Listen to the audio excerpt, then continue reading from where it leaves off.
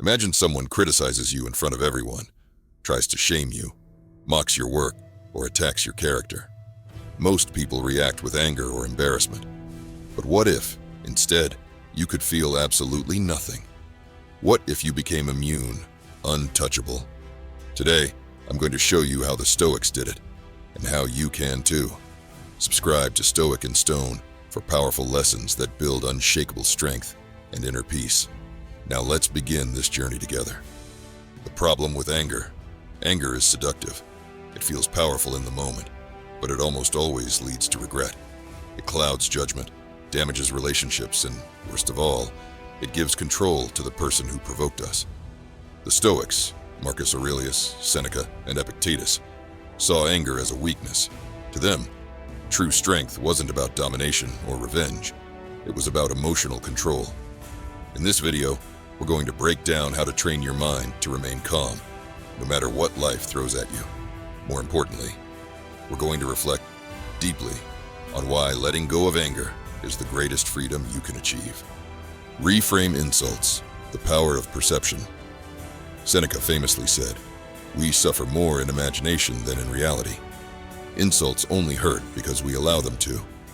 When someone disrespects you, pause and ask, is this really about me or about them? 9 times out of 10, their words reflect their own frustration, insecurity, or ignorance. Try this exercise. The next time someone says something offensive, take a mental step back. Picture their words as wind passing by your ears, empty noise. Say to yourself, this is not mine to carry. It helps to recall times you lashed out because of your own pain. Then remember that others are doing the same. That empathy breaks the illusion of personal attack and opens the door to inner peace. Control what you can, ignore what you can't. Epictetus, once a slave, became a philosopher who taught one of the most liberating truths. We control our actions, thoughts, and responses. We do not control others. Getting angry over someone's words is like being upset at the weather. You can't stop the storm, but you can choose how to dress for it. Let's reflect. How many times have you wasted energy arguing with someone who was committed to misunderstanding you? What if you could take that energy back and reinvest it into building your future instead? Ask yourself throughout the day, is this within my control? And let that question become a compass. Premeditatio malorum, the armor of expectation. Marcus Aurelius started each day reminding himself that he would encounter people who were rude, selfish, or cruel. Why? Because when you expect difficulty, it no longer surprises you. Spend 5 minutes every morning imagining the worst that could happen. A betrayal, an insult, a setback. Then, imagine yourself handling it with grace. This isn't pessimism, it's preparation. Like a soldier sharpening his sword before battle, you're readying your mind. This exercise not only builds resilience, it softens judgment. Because once you prepare for flaws in others, you approach them with understanding, not contempt. Respond with indifference, starve the fire. Anger feeds off reaction. The more attention you give it, the bigger it grows. But what happens when you give it nothing? If someone insults you and you smile or say nothing, they lose power. Their words fall flat. That's what Marcus Aurelius meant when he wrote, "The best revenge is to be unlike him who performed the injury." Reflect on this. Every time you withhold a reaction, you reclaim your power. Silence becomes your sword, and that quiet restraint, that's discipline forged by wisdom. Train the mind. Stoicism is daily practice. Stoicism isn't a one-time decision, it's a discipline. Each night, journal about your day. Where did you lose control? What triggered your frustration? What could you do differently? Practice mindfulness. Meditate. Train your awareness so you notice emotions before they take over. Just like muscles grow with repetition, your mental resilience strengthens with daily effort. Ask yourself, what did I learn today about my triggers? What pattern keeps repeating? These reflections reveal your emotional blueprint, and once you know it, you can redesign it. The science behind emotional mastery.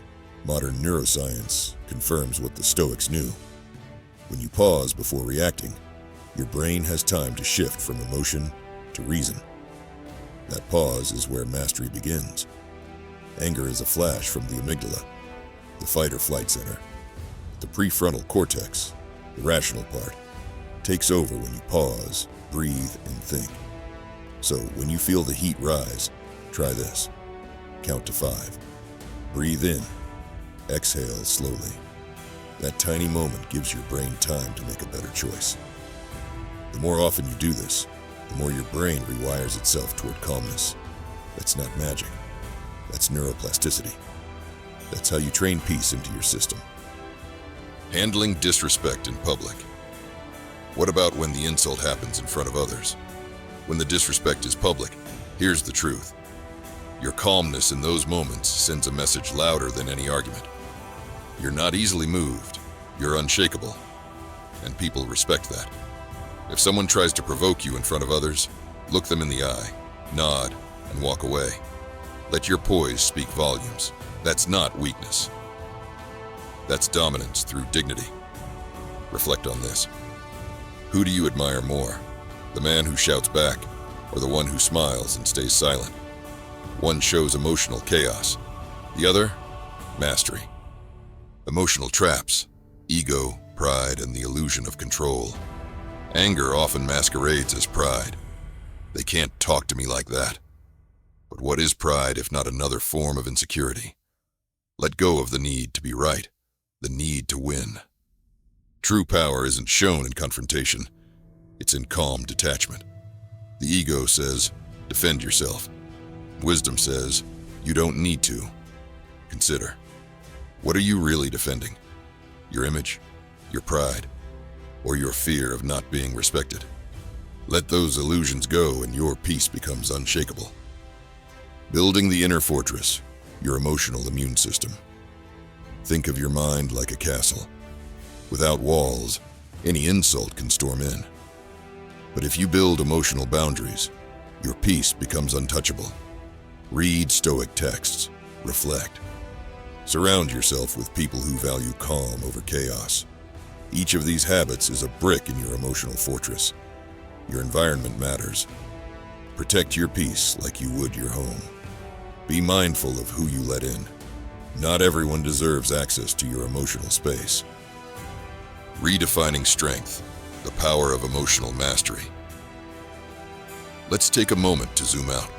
In a world that equates strength with dominance, volume, and bravado, what does it mean to be truly strong?